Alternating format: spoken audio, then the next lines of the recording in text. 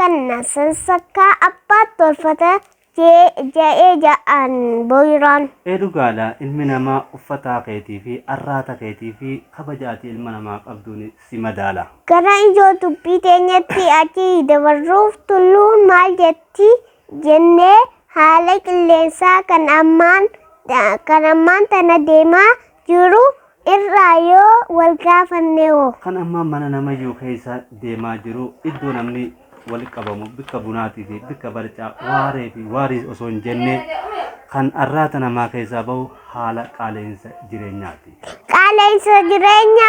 Qaala'insa jireenyaa kan maalirraa dhufa jettee nama waa beeku hayyoota yoo gaafatte deebisaa garagaraa argatta.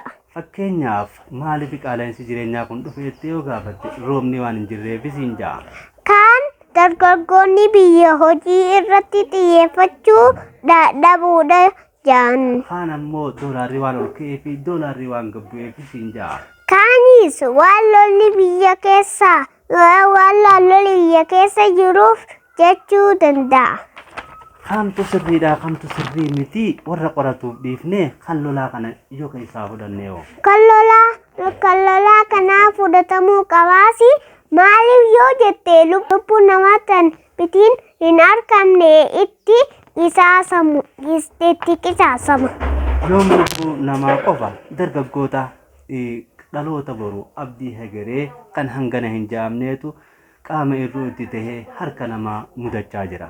Yoon kana qofa namoota kumaatama lakkaa'amuutu qe'ee isaanii irraa godaanee qabbanaa fi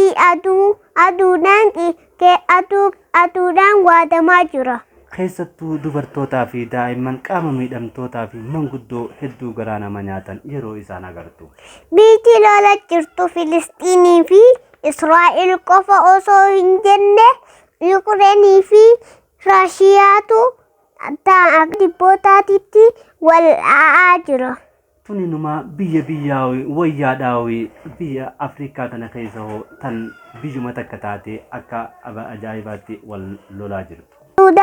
Suudaan bikka lamatti addaan baatee wataaddarri wal rukutaa jiran. Yoom Suudaan qofa biyyi teenya Itoophiyaanu bikka lama moo afuritti wal adda baatee akka ajaa'ibaatti wal rukutaa jiran. Biyya teenya nagayaan waa godhu. Horaa bulaa Horaa bulaa deebanaa tagaagaa. Isiniin jennaa nagayatti.